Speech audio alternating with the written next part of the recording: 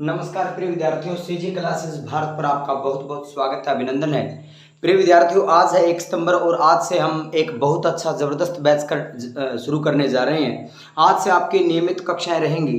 बच्चों के काफ़ी दिनों से मैसेज आ रहे थे कि जो प्रधानमंत्री यशस्वी छात्रवृत्ति योजना के तहत जिन बच्चों ने फॉर्म भरे थे, जो बच्चे 9th और 11th में हैं, उनके फॉर्म भरे गए थे। उसमें अच्छी खासी स्कॉलरशिप है आपकी। उसमें सिर्फ 6ठी से लेकर 8वीं तक सिलेबस आएगा जो बच्चे 9th के अंदर हैं, और 6ठी से लेकर 10th तक सिलेबस आएगा जो बच्चे +1 के अंदर जो पेपर देंगे। +1 में जो बच्चे, उनको अगर पेपर बच्चा पास करता है तो उसको 1.25 लाख +1 +2 में यानी कि 2.5 लाख टोटल पैसे मिलने हैं। और जो बच्चे 9th के अंदर, उनको 75,000 रुपये 9th में और 75,000 रुपये 10th में, 1.5 लाख रुपये टोटल मिलने हैं। इतनी ज़्यादा स्कॉलरशिप है। तो उन बच्चों के डेली मैसेज आते थे कि सर क्लास शुरू करें 29, क्योंकि 29 सितंबर का वो एग्ज़ाम होना है। तो उस दृष्टि से बाकी जो कंपटीशन एग्ज़ाम की तैयारी कर रहे हैं, हरियाणा के जितने भी विद्यार्थी ग्रुप डी का पेपर देंगे या कोई भी सेंट्रल गवर्नमेंट का SSC का, staff selection commission of India, उसका कोई भी एग्ज़ाम देंगे, उसमें जीएस एक बहुत बड़ा पार्ट रहता है। तो जीके की क्लास रहेगी आपकी। 100 क्वेश्चन आज हम इस क्लास में करेंगे। सिर्फ 15 या 20 मिनट की क्लास रहेगी, जिसमें हिस्ट्री, पॉलिटी, जियो और स्पोर्ट्स, खेलों से संबंधित, ठीक है, स्ट्रेटेजी के सभी का सामंजस्य रहेगा। और आप एक बार वीडियो को शेयर कर दें भाई अपने मित्रों को, ठीक है, मित्रों को शेयर कर दें वीडियो। सीजी क्लासेस भुना, इस पे आपकी सीजी क्लासेस भारत, इस पे डेली क्लासेस रहने वाली है। जिन बच्चों को पीडीएफ चाहिए इस क्लास की, तो इस क्लास के बाद पीडीएफ मैं प्रोवाइड करवा दूंगा। इस नंबर पे आप हेलो भेज देना। प्रिय विद्यार्थियों, इस पे आपको पीडीएफ, इस क्लास की पीडीएफ सेंड कर दी जाएगी, ठीक है। हमारा कोई टेलीग्राम चैनल नहीं है, एक व्हाट्सएप ग्रुप है जिसमें जो लड़कियों का अलग से ग्रुप है और लड़कों का अलग से ग्रुप है। उसमें हम daily newspaper, magazine, current affair, strategy के पीडीएफ उसमें हम प्रोवाइड करवाते हैं। तो आप भी हमारे साथ जुड़ सकते हैं। इस नंबर पे आप हेलो भेज के अपना नाम मेंशन कर दें, हम आपको ग्रुप में ऐड कर देंगे। और इस प्रकार आपको डेली की जो क्लासेस होंगे उनके लिंक भेज दिए जाएंगे और पीडीएफ क्लास के बाद भेज दी जाएगी। शुरू करते हैं प्रिय विद्यार्थियों आज का पहला क्वेश्चन, बिना किसी देरी के, बिना किसी विलंब के। पहला क्वेश्चन आज का रहेगा, देखो हम वैसे तो 8 से 10 क्वेश्चन ही पढ़ेंगे, लेकिन उनको विस्तार से पढ़ेंगे। आपको ऐसा लगेगा जैसे कि हमने 100 से 125 क्वेश्चन कर लिए हों। बहुत ही जबरदस्त क्लास रहेगी। एक बार आप शेयर कर दें जल्दी से जल्दी भी, ठीक है। जो बच्चे लाइव देख रहे हैं, एक बार अपने जितने भी रिश्तेदारियों में बच्चे हैं, कोई भी बच्चा जो कंपटीशन एग्जाम की तैयारी कर रहा है, एक बार शेयर कर दे, ठीक है। खासकर बहुत ही रामबाण क्लास रहने वाली है उन विद्यार्थियों के लिए जो विद्यार्थी अब वर्तमान में 9th क्लास में प्रधानमंत्री यशस्वी स्कॉलरशिप स्कीम का पेपर देगा। NMMS का पेपर भी आ गया है अभी, ठीक है, जो नेशनल आपकी मैट्रिक स्कॉलरशिप स्कीम ऐसा कुछ वो भी आपका आ गया है। 19 नवंबर का पेपर है। आज से फॉर्म भरने शुरू हो गए हैं। 1 सितंबर से 10 अक्टूबर तक आपके फॉर्म भरे जाएंगे और इस प्रकार 19 नवंबर को आपका पेपर है। तो बहुत अच्छा मौका है आपको। उसमें आपके 9th से लेकर के +2 तक यानी कि 48 महीने हो गए 4 साल में। तो 48 महीनों में 1,000 रुपये पर मंथ के हिसाब से आपको 48,000 रुपये आने हैं। वो भी आप पेपर दे सकते हो, तो वो भी फॉर्म जरूर भरना। शुरू करते हैं पहला क्वेश्चन। पहला क्वेश्चन आपका ये रहा। पहला क्वेश्चन आपके सामने ये है कि निम्न में से मध्य प्रदेश की राजधानी है।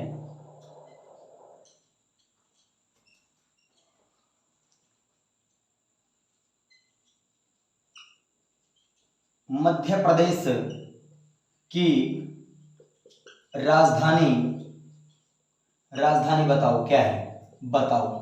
मध्य प्रदेश की राजधानी बताओ। ऑप्शन आपके सामने है, ये क्वेश्चन है, ठीक है। तो ऑप्शन आपके सामने, ऑप्शन नंबर जो 1 है वो है चंडीगढ़, ठीक है। ऑप्शन नंबर 1 है चंडीगढ़ है। ऑप्शन नंबर जो 2 आपके सामने है वो जयपुर है, जयपुर। ऑप्शन नंबर जो C है आपके सामने वो आपका रहेगा भोपाल।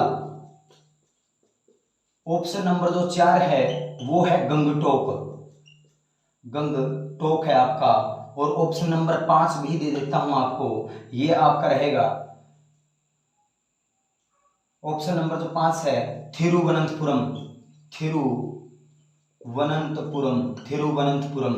फटाफट से आप आंसर कर दीजिए इसका। अपने मित्रों के साथ शेयर करते हुए क्लास को फटाफट से आंसर कीजिएगा। जरूर बताएं कि क्या वॉइस आपको क्लियर नजर आ रही है, क्या आवाज साफ सुनाई दे रही है। जल्दी जल्दी से बेटा फटाफट बता दीजिए मध्य प्रदेश की राजधानी क्या है। मध्य प्रदेश की राजधानी क्या है। भारत का गौरव कहा जाता है मध्य प्रदेश को, ठीक है, तो बता दीजिए फटाफट। सारनाथ का अशोक स्तंभ भी मध्य प्रदेश में ही स्थित है।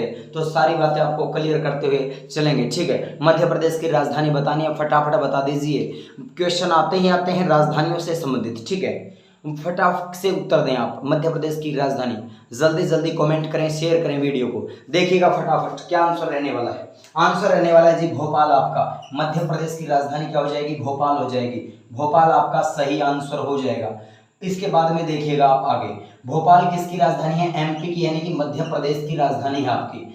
चंडीगढ़ हरियाणा और पंजाब की राजधानी है। किसकी राजधानी है, हरियाणा और पंजाब की राजधानी है।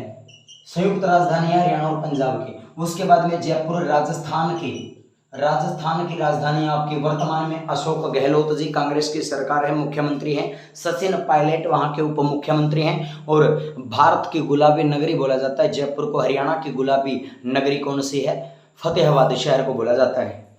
हरियाणा की पिंक सिटी, पिंक गुलाबी नगरी फतेहाबाद है। फतेहाबाद शहर को, हरियाणा के फतेहाबाद जिले को हरियाणा की गुलाबी नगरी बोला जाता है। और भारत की गुलाबी नगरी जयपुर को कहा जाता है। अगली बात, गंगटोक जो राजधानी है बेटा वो सिक्किम की राजधानी है। किसकी राजधानी है, सिक्किम की राजधानी है।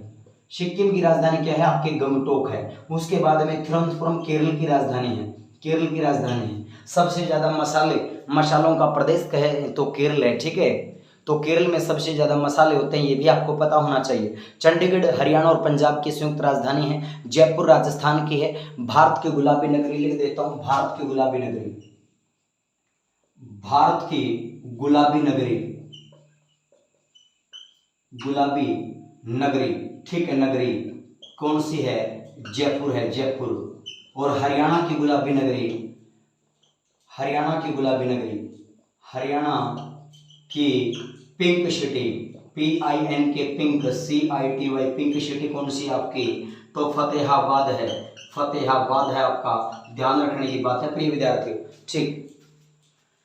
भारत की गुलाबी नगरी जयपुर है। हरियाणा के पिंक सिटी गुलाबी नगरी फतेहाबाद। यहां से कितने क्वेश्चन कर लिए देख लो आप। हरियाणा पंजाब की राजधानी चंडीगढ़, यहां से 2 क्वेश्चन। फिर राजस्थान के जयपुर 3 क्वेश्चन। भोपाल मध्य प्रदेश की 4, गंगटोक 5, थिरुवनंतपुरम 6 और गुलाबी नगरी 7 और एक पिंक सिटी फतेहाबाद 8।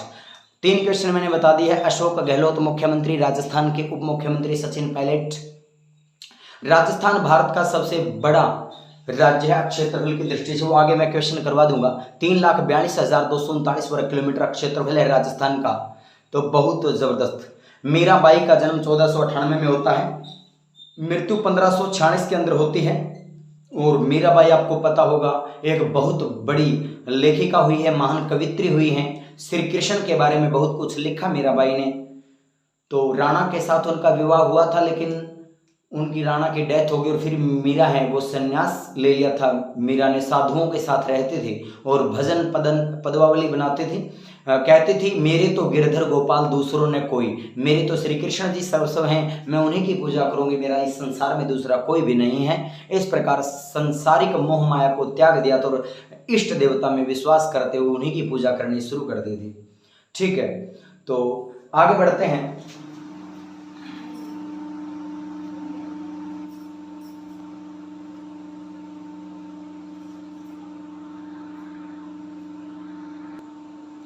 तो प्रिय विद्यार्थियों नेक्स्ट क्वेश्चन है, हर्षवर्धन की प्रमुख रचनाओं के बारे में आपको बताना है।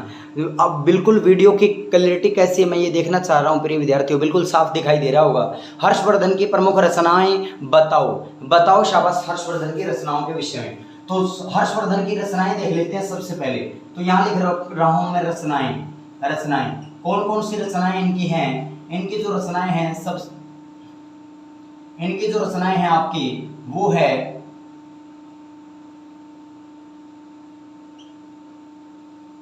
प्रियदर्शिका, नागानंद, रत्नावली, ठीक है। तीनों ही क्या हैं, साहित्य की कौन सी विधाएं हैं, नाटक हैं। साहित्य की कौन सी विधा है? नाटक है। इनके दरबारी कवि हुए हैं एक, क्या हुए हैं? दरबारी कवि हुए हैं जिनका नाम क्या था आपके? वाण भट्ट। वाण भट्ट हुए। वाण भट्ट की भी दो रचनाएं हैं, कौन कौन सी हैं? एक है आपकी हर्षचरित, हर्षचरित, और दूसरी है कादम्बरी। कादम्बरी। उसके बाद देखो सारी बातें क्लियर करता हुआ जा रहा हूं मैं। हर्षचरित की प्रमुख रचनाएं बताओ। रचनाएं प्रियदर्शिका, नागानंद, रत्नावली तीनों ही नाटक हैं। दरबारी कवि कौन थे? बाण भट्ट थे। हर्षचरित, कादम्बरी इनकी दो रचनाएं हैं। उनके बाद में विदेशी यात्री कौन आया? ठीक है, विदेशी यात्री। विदेशी यात्री कौन आया? तो विदेशी यात्री आया हवेनसांग। हवेनसांग। विदेशी यात्री कौन आया? हवेनसांग। हवेनसांग की जो रचना है वो कौन सी है? सी यू की, यानी कि इसका हिंदी क्या बनेगा? पश्चिम का वृतांत।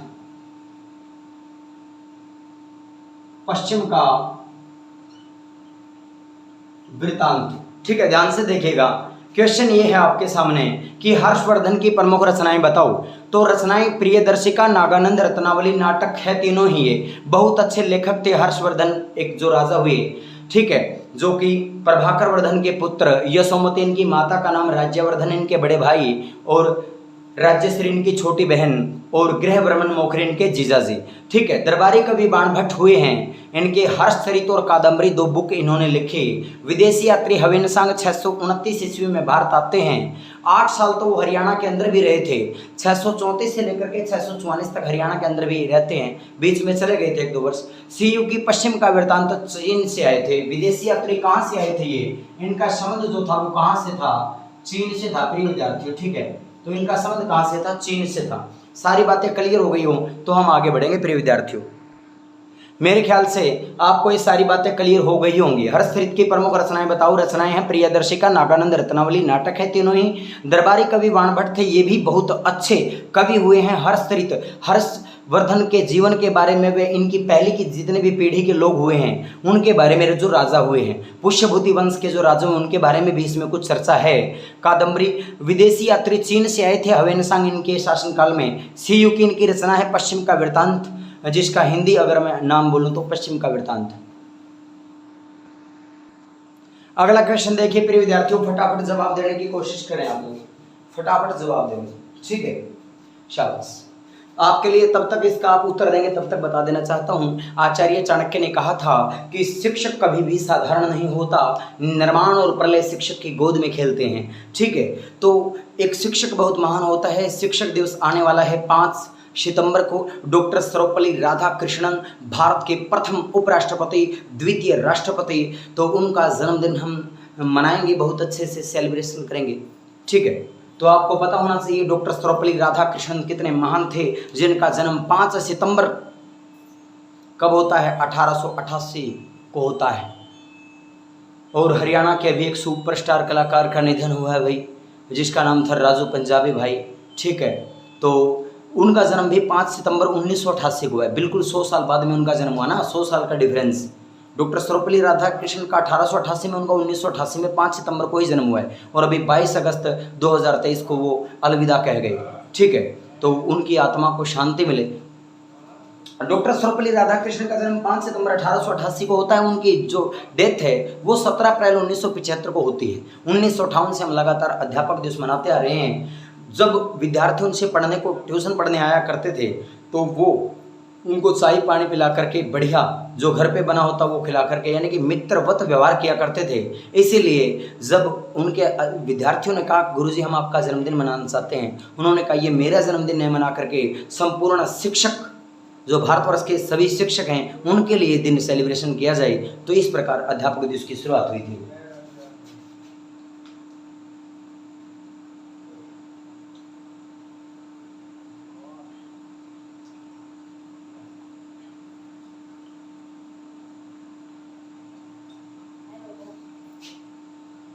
अब ध्यान से देख लीजिएगा सारी बातें। ठीक है, तो आर्मी दिवस कब मनाया जाता है आपका? ये ऐसे लिख देता है, कब, यहां लिख देता हूं ARMY, आर्मी डे, यानी कि थल सेना दिवस कब मनाया जाता है? 15 जनवरी को मनाया जाता है, 15 जनवरी को, ठीक है। उसके बाद की मैं बात करता हूं प्रिय विद्यार्थियों, उसके बाद मैं बात करता हूं एयरफोर्स, AIRFORCE, एयरफोर्स डे। उसके बाद मैं बात करता हूं नेवी की, NAVY, navy, navy day. Navy day आपका 4 दिसंबर को मनाया जाता है, 4 दिसंबर को मनाया जाता है प्रत्येक वर्ष, ठीक है। और जो एयरफोर्स डे है वो 8 अक्टूबर को मनाया जाता है, 8 अक्टूबर। समझ में आई बात को? देखो, आर्मी से संबंधित ये जो हमारे सेनाएं 3 हैं, थल सेना, वायुसेना और नौसेना, ठीक है। थल सेना, वायुसेना, नौसेना। आर्मी डे, आर्मी का मतलब क्या होता है आपका? थल सेना होता है। एयरफोर्स, देखो आर्मी में कितने हैं? ARMY, आर्मी डे, तो टोटल 6 अल्फाबेट आपके साथ हैं, इसको आप छोड़ दो। 12 तारीख को हम राष्ट्रीय युवा दिवस मनाते हैं, स्वामी विवेकानंद का जन्म हुआ था। 12 यानी कि युवा के हाथ में आर्म दे दो, आर्म, ARM, आर्म का मतलब हथियार होता है, तो कितना बन जाएगा? 15 बन जाएगा। 12 और 3 15, यानी कि 15 जनवरी को क्या हो गया? Army day. एयरफोर्स में कितना अल्फाबेट है? 8, AIRFORCE, एयरफोर्स में 8 है तो 8 अक्टूबर। उसके बाद में नेवी डे, NAVY, नेवी में 4 है तो 4 दिसंबर, ऐसे आप याद कर लोगे, ठीक है। तो यहां से हम कुछ महत्वपूर्ण दिवस देख लेते हैं भाई, ठीक है, देख लेते हैं। देखिएगा, 1 जनवरी को आपका क्या है? विश्व फैमिली, विश्व परिवार दिवस है, विश्व परिवार दिवस होता है। उसके बाद में 4 जनवरी को क्या होता है?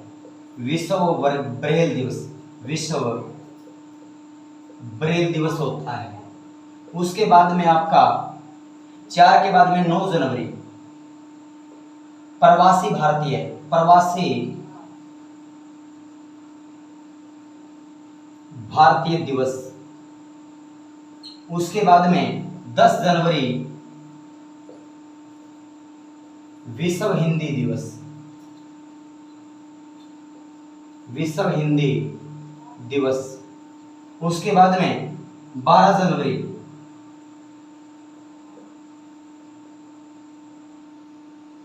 राष्ट्रीय युवा दिवस। उसके बाद में 15 जनवरी भारतीय थल सेना दिवस, भारतीय थल सेना दिवस, ठीक है। ध्यान से देख लीजिएगा, पर प्रमुख कुछ दिवस देख रहे हैं हम, तो ध्यान से देखिएगा, ध्यान से देखिएगा भाई। प्रमुख दिवस देख रहे हैं तो ध्यान से आप देखिएगा। क्या देखा हमने? 1 जनवरी विश्व परिवार दिवस, 1 जनवरी विश्व परिवार दिवस क्या मनाया जाता है? विश्व परिवार दिवस, ठीक है। 1 जनवरी को विश्व परिवार दिवस, 4 जनवरी को विश्व ब्रेल दिवस। इसके जो जनक हैं कौन है? जनक, जनक कौन है?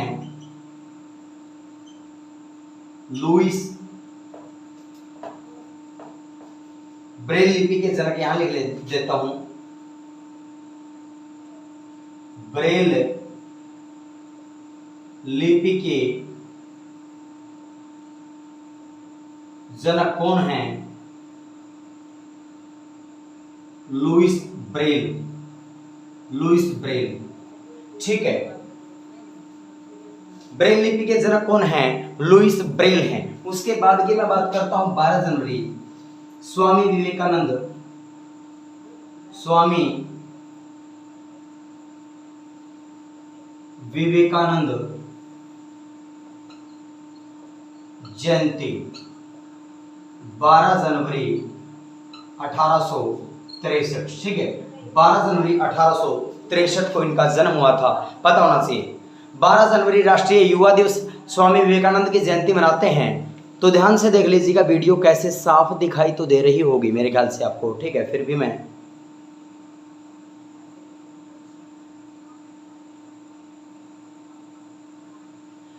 ठीक है। 1 जनवरी विश्व परिवार दिवस, 4 जनवरी विश्व ब्रेल दिवस, 9 जनवरी प्रवासी भारतीय दिवस, 10 जनवरी विश्व हिंदी दिवस, 12 जनवरी राष्ट्रीय युवा दिवस, 15 जनवरी भारतीय थल सेना दिवस, ब्रेल लिपि दिवस, जनक लुईस ब्रेल, स्वामी विवेकानंद जयंती 12 जनवरी 1863 को। ठीक है, तो ये आपको पता होना चाहिए भाई। आगे देखिएगा, नेक्स्ट क्वेश्चन की ओर बढ़ते हैं। ठीक है, जो द्वंद्व कहां तक पाला जाए, युद्ध कहां तक टाला जाए, कि द्वंद्व कहां तक पाला जाए, युद्ध कहां तक टाला जाए, तू भी है किसी का वंशज, फेंक जहां तक भला जाए, फेंक जहां तक भला जाए। आपको मेहनत करनी प्रिय विद्यार्थियों, सफलता निश्चित तौर पे मिलेगी आपको। ठीक है, कहते हैं ना, कर्त कर्ता अभ्यास थे, जड़मती हो तो सुजान, पर और शीत पर परत निशान, है ना, रसरी आव जावते शीत पर परत निशान, पत्थर पे भी निशान छोड़ देती है रस्सी। ठीक है, आप देखेंगे भारत के एक क्वेश्चन पॉलिटिकल से ले लेते हैं अभी, एक क्वेश्चन पॉलिटिकल से। सरकार के कितने अंग होते हैं ये बताना आपको, सरकार के अंग।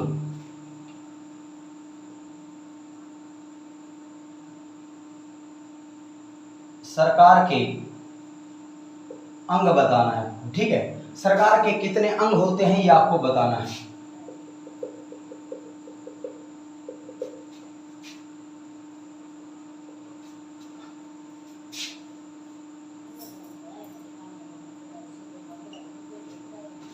सरकार के कितने अंग होते हैं ये आपको फटाक से बता दीजिए। सरकार के कितने अंग होते हैं विद्यार्थियों? सरकार के 3 अंग होते हैं। कौन कौन सा? व्यवस्थापिका या विधान पालिका? विधान पालिका, विधान पालिका पहला अंग है। उसके बाद में होता है कार्यपालिका, कार्यपालिका। उसके बाद होता है न्यायपालिका, न्यायपालिका। ठीक है, ध्यान से देखिएगा, विधान पालिका का काम क्या है? यहां पर बात करूंगा मैं केंद्र, यहां पर बात करूंगा मैं राज्य। यहां तो देखो अंग का नाम हो गया अंग, यहां पर केंद्र, यहां पर राज्य, यहां पर कार्य। क्या कार्य होता है? ठीक है, ध्यान से सुन लीजिएगा ये बातें।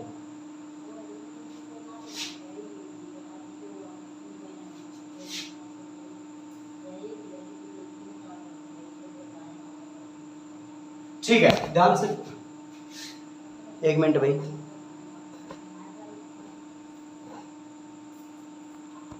दिखाई दे रहा है सभी को साफ? बिल्कुल, कोई दिक्कत तकलीफ तो नहीं है? देख लेता हूं मैं, बिल्कुल सही है। विधान पालिका, कार्यपालिका, न्यायपालिका। न्यायपालिका, विधान पालिका सेंट्रल गवर्नमेंट के अंदर विधान पालिका का पार्ट कौन होता है बताओ? शाबाश, संसद होता है ना, संसद। राज्य के अंदर क्या है? विधान मंडल है,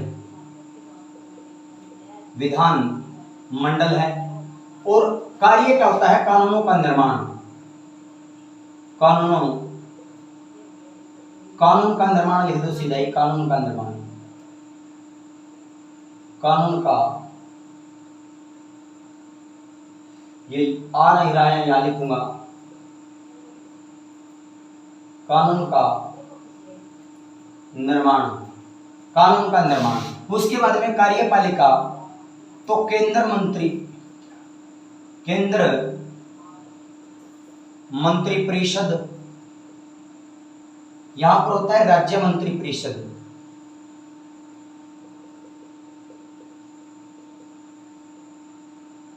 उसके बाद में यह होता है कानून लागू करना, कानून लागू करना। उसके बाद में न्यायपालिका, उच्चतम न्यायालय, यहां का होता है उच्च न्यायालय।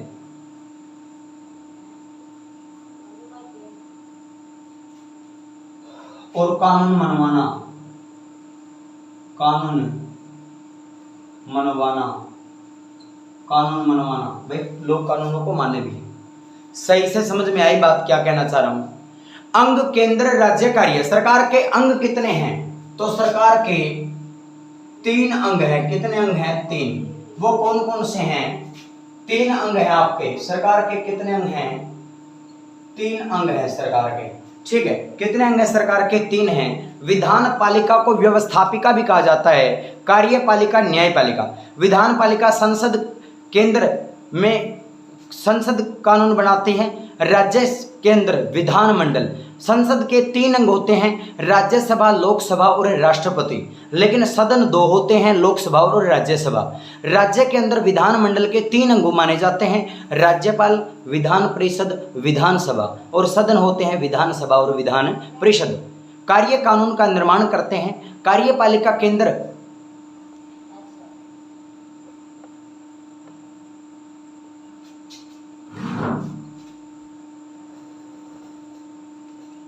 ठीक है प्रिय विद्यार्थियों, अगर कार्यपालिका की बात करते तो केंद्र में मंत्री परिषद है, राज्य के अंदर मंत्री परिषद, और कानून लागू करने का कार्य कार्यपालिका का है। न्यायपालिका के अंदर उच्चतम न्यायालय। उच्चतम न्यायालय का वर्णन संविधान के 124 अनुच्छेद के अंदर है। उच्च न्यायालय का वर्णन संविधान के 214 अनुच्छेद में है। कानून मनवाती है, जो लोग कानूनों को नहीं मानते ये उन पर नियंत्रण रखने का कार्य करते। आगे देखिएगा प्रिय विद्यार्थी, अगला आपका जो क्वेश्चन रहने वाला है, भारत के पड़ोसी राज्य, भारत के पड़ोसी राज्य, भारत के पड़ोसी राज्य, इसके बारे में हम देखेंगे। आज इस वीडियो में हम ज्यादा नहीं देखेंगे, सिर्फ भारत के पड़ोसी राज्य कौन कौन से हैं और उनके साथ भारत कितनी सीमा साझा करता है। ठीक है, तो भारत कुल स्थलीय सीमा, भारत की कुल स्थलीय सीमा कितनी है और भारत की कुल जलीय सीमा, स्थलीय सीमा आपकी 15,200 किलोमीटर है और जलीय सीमा 7,516.6 किलोमीटर है। वैसे जो एक्यूरेट है, बिल्कुल सही है, वो तो है 15,106.7। ठीक है, लेकिन अफगानिस्तान की ऐड की जाती है। वैसे पीओके सीधी डायरेक्ट अफगानिस्तान की सीमा भारत से नहीं लगती, वो पीओके वाला पार्ट जो पाकिस्तान ऑक्यूपाइड कश्मीर है वहां सीमा लगती है। तो लेकिन भारत में ही काउंट की जाती है, क्योंकि भारत का सिर है, भारत का जम्मू कश्मीर हमारा हिस्सा है जिसको कब्जा रखा पाकिस्तान ने। ठीक है, तो इस प्रकार भारत की कुल स्थलीय सीमा कितनी लगती है? 15,200 किलोमीटर। भारत की कुल जलीय सीमा कितनी लगती है? 7,516 किलोमीटर। अब देख लेते हैं हम बात जो आगे देखने की है, वो बहुत ही महत्वपूर्ण बात है प्रिय विद्यार्थियों। जो पानी से नहाता है वो लिबास बदलता है, जो पानी से नहाता है वो लिबास बदलता है, लिबास बदलता है, और जो पसीने से नहाता है वो इतिहास बदलता है। प्रिय विद्यार्थियों, ध्यान रखने की बात है। सुंदर सुर सजाने को एक शिक्षक से पूछा गया कि शिक्षक आप क्या करते हो, ऐसा क्या हो आप? 2 पेन आपने जेब में डाल लिए, मार्कर डाल लिए, क्या हो आप? बोला सुंदर सुर सजाने को मैं साज बनाता हूँ, 9 सीखिए परिंदों को मैं बाज बनाता हूँ। सुंदर सुर सजाने को मैं साज बनाता हूँ, 9 सीखिए परिंदों को मैं बाज बनाता हूँ। चुपचाप सुनता हूँ शिकायतें सबकी, फिर दुनिया बदलने की आवाज़ बनाता हूँ। समुद्र तो परखता है हौसले कश्तियों के, मैं डूबती हुई कश्तियों की जहाज बनाता हूँ। रे बनाए कोई चांद पे बुर्ज खलीफा, बनाए कोई चांद पे बुर्ज खलीफा, मैं तो कच्ची ईंटों से ही ताज बनाता हूँ, ताज बनाता हूँ। अगर आपको ये पंक्तियाँ अच्छी लगी हों तो कमेंट सेशन में, ठीक है, डॉक्टर सर्वपल्ली राधाकृष्णन जी इतने महान गुरुजी हुए हैं तो उनके विषय में कुछ जरूर लिखना। आगे देखिएगा, भारत के पड़ोसी राज्य कैसे याद करोगे? स्थलीय सीमा, स्थलीय सीमा से लगने वाले देश, स्थलीय सीमा बनाने वाले देश। यहां पर तो लिखूंगा मैं देश, और यहां पर लिखूंगा सीमा, और यहां पर लिखूंगा मैं ट्रिक, लिखूंगा बच, पन, MBA। समझ गए? बी से क्या है? बांग्लादेश है, उसके बाद में चीन है, उसके बाद में पाकिस्तान है, पाकिस्तान के बाद में नेपाल है, नेपाल के बाद में म्यांमार है, म्यांमार के बाद में भूटान है और भूटान के बाद में अफगानिस्तान है।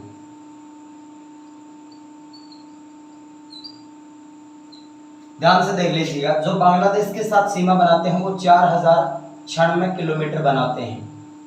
उसके बाद में चीन के साथ बनाते हैं वो 3488 किलोमीटर बनाते हैं।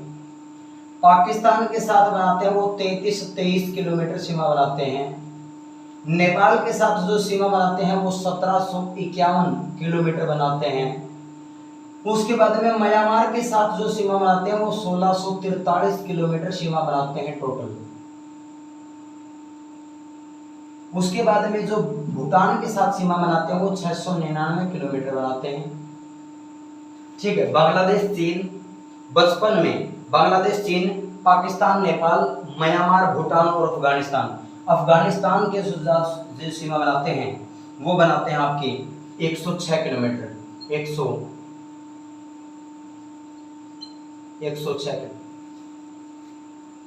सारी बातें समझ में आ गई होंगी मेरे ख्याल से। सतलीय सीमा बनाने वाले देश, ट्रिक है बचपन में एमबीए किया। बांग्लादेश 4096 किलोमीटर, चीन 3488 kilometre, Pakistan 3323 kilometre, Nepal 1751 kilometre, Myanmar 1643 kilometre, Bhutan 699 kilometre और अफगानिस्तान 106 किलोमीटर। तो विद्यार्थियों आज की क्लास इतने ही, बस लास्ट क्वेश्चन करवा देता हूं आपको एक। तो प्रिय विद्यार्थियों आज का अंतिम क्वेश्चन है जलीय पड़ोसी देश और देख लेते हैं। देश आपका श्रीलंका है, तो श्रीलंका, और दूसरा देश है मालदीव। मालदीव, मालदीव की जो राजधानी है वो माले है और श्रीलंका के वो जयवर्धने, श्री जयवर्धने। ठीक है, श्री जयवर्धने। श्रीलंका की कैपिटल क्या है? श्री जयवर्धने।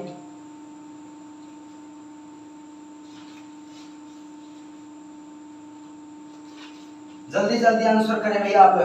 भारत कितने जो पड़ोसी देश है ये बताओ आप तब तक। कितने जो राज्य हैं वो समुद्र के साथ लगते हैं हमारे? टोटल सीमा 7516 किलोमीटर है।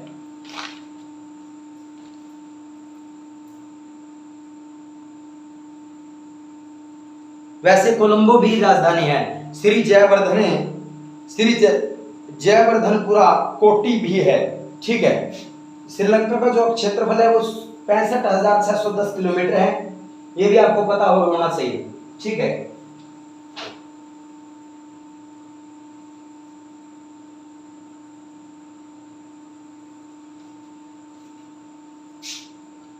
(65,610 किलोमीटर स्क्वायर। ठीक है, क्या है ये? एरिया है, अब क्षेत्रफल है। और उसके बाद में माले का कितना है? 297.8 किलोमीटर स्क्वायर है। ठीक है, किसका है ये आपका मालदीव का है। कोलंबो भी, वैसे इसकी राजधानी सही से बता देता हूं आपको। कोलंबो श्री जयवर्धनपुरा कोटी। ठीक है, अब भारत के कितने राज्य समुद्र के साथ समुद्री सीमा? ठीक है, पहले ये नोट कीजिएगा, देखो ध्यान से देखिएगा। श्रीलंका की राजधानी कोलंबो या श्री जयवर्धनपुरा कोटी है। अब क्षेत्रफल 65,610 किलोमीटर स्क्वायर है।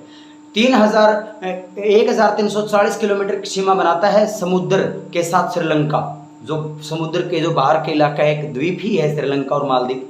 मालदीव जो है, कुल कितने द्वीप है मालदीव जो देश के अंदर? कुल 1200 द्वीपों का समूह है। ठीक है, द्वीप हैं। इसमें से जो मालदीव बसा हुआ है, ठीक है, बसा हुआ वो है 202 द्वीप। 202 द्वीपों पे आपका मालदीव बसा हुआ है। ठीक है, ये आपको पता होना चाहिए। लास्ट क्वेश्चन ये भाई, सतलीय सीमा से जो 9 के 9 राज्य लिखते हैं वो आपको लिखा देता हूं मैं। सतलीय सीमा बनाने वाले 9 के 9 राज्य फटाफट लिख लीजिए, फटाफट आप लिख लीजिए।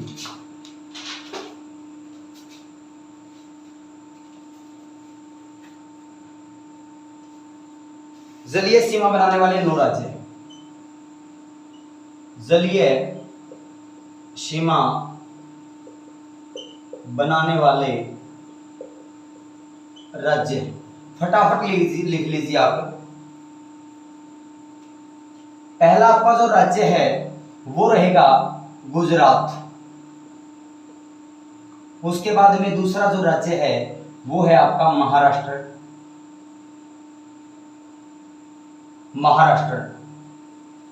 उसके बाद में तीसरा राज्य है गोवा, फिर आपका कर्नाटक, फिर आपका केरल, केरल के बाद में तमिलनाडु, तमिलनाडु के बाद में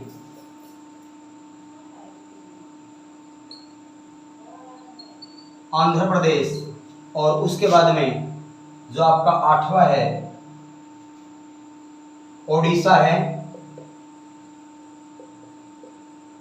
ओडिशा है, और जो 9वां है आपका वो है पश्चिम बंगाल।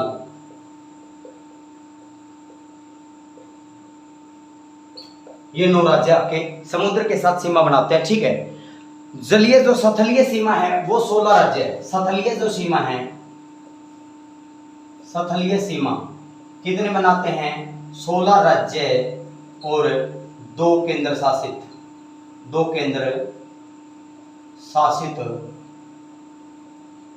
प्रदेश, ठीक है, 2 केंद्र शासित प्रदेश, ये भी आपको पता होना चाहिए। 16 राज्य और 2 केंद्र शासित